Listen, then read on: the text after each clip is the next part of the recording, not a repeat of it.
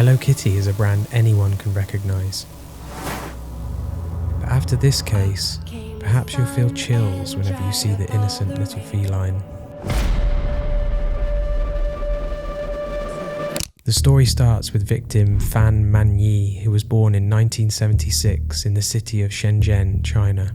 By the time she was born, she had been surrendered to an orphanage that lay within Kowloon City, a place where the country's laws had no grip. From there, her life would grow worse as each year went by. When she reached the age of 15, Manyi would find herself evicted from the orphanage due to age limitations, leading her further into a dangerous life as she succumbed to many of the evils the streets of Kowloon had to offer, such as drugs and prostitution, in order to survive.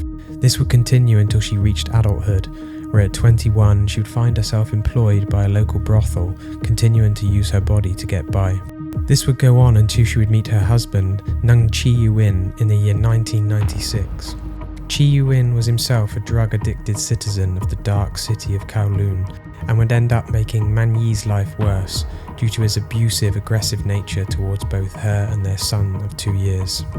Manyi had by this time improved her life significantly within a few months, tackling both her finances and her health by obtaining a new job as a hostess at a nearby club, finally putting that life of prostitution behind her. She would eventually leave her abusive husband, for herself and for her son. Everything for Manyi was going great, but all good things must come to an end, and sometimes it's the bloodiest of ends.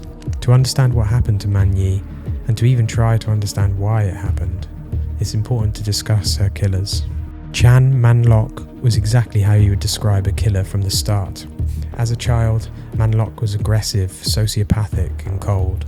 All that you would expect from a would-be degenerate. Manlok would find his later years full of drugs, prostitution and perhaps expectedly misdoings of the triad. You heard correctly. Manlok ran with the gangs that would repeatedly terrorise and sow discord through China, ensnaring innocent people into their criminal maw. Manlok happened to already be associated with Manyi as one of her regular clients from her time working at the brothel. Perhaps this is where Manyi's demise was already set in motion, because on one particular night in 1999, after Manlok was finished indulging his desires with Manyi's body, Manyi would act on an apparent opportunity to obtain some quick cash ranging to about $500 by raiding Manlok's wallet. This already was a risky move which unfortunately did not pay off for Manyi, as Manlok would quickly discover his money to be missing. When this would-be gangster confronted Manyi, she willingly gave back what she stole, either out of fear of guilt, only to be told she would also owe a fee equivalent to $1,000 as punishment for her attempted theft.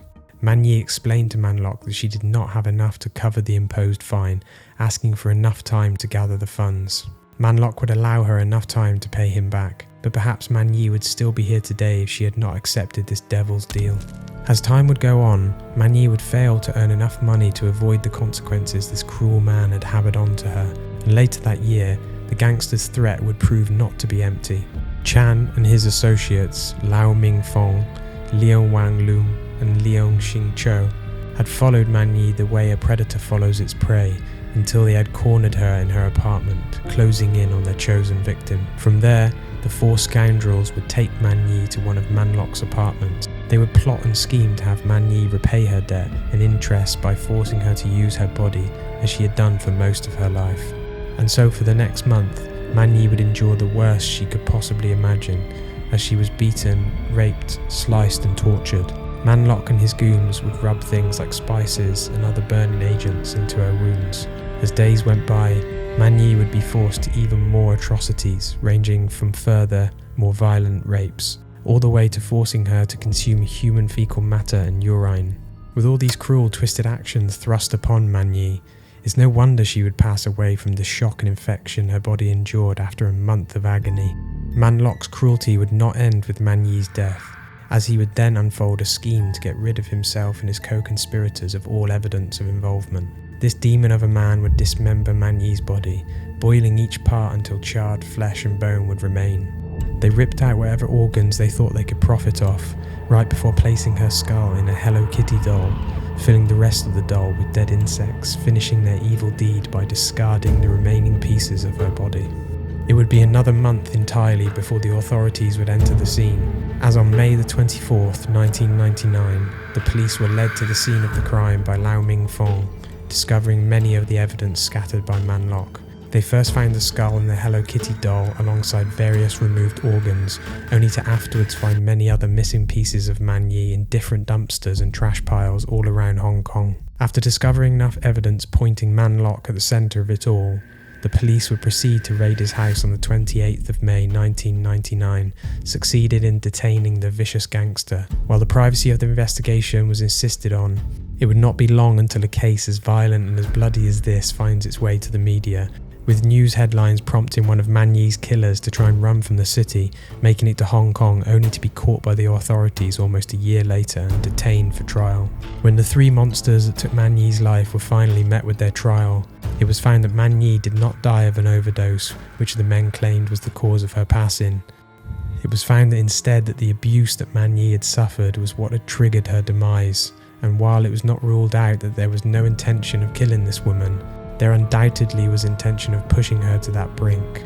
Ming Fong would receive immunity on the condition that she would testify against the rest of the group, confirming firsthand everyone's role in the murder. The group would be sentenced to life imprisonment, with parole possible after 20 years served, locking these demons in and throwing away the key. The judge, Peter Wien, would even state that never in Hong Kong in recent years has a court heard of such cruelty, depravity, callousness, brutality, violence and viciousness. While a few members of the group would find themselves somehow free for a time, this would not last, as their evil nature would cause them to once again rest behind bars. Chan Man Lok, however, would remain in prison, and whilst it isn't confirmed what his fate may be today, it's most likely that he still remains in the hell that he earned.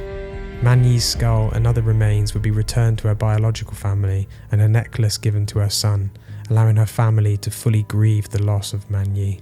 Monsters like this are remorseless, cold and cruel, and only seek to gain for themselves. And they could be anywhere, so next time you see a lot of money in a wallet, don't take it.